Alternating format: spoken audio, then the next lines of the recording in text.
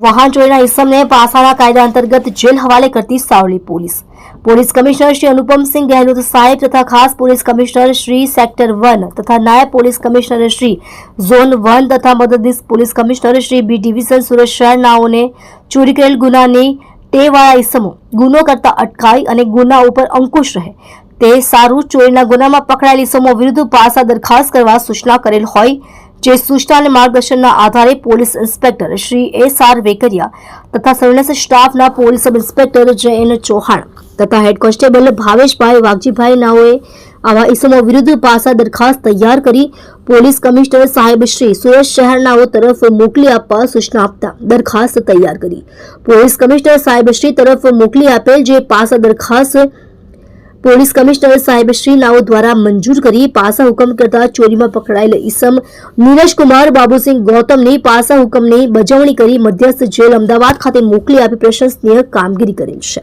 સત્ય માટે હંમેશા સત્યની સાથે જોડાઈ રહો. આર સુરત ન્યૂઝ ચેનલની સાથે.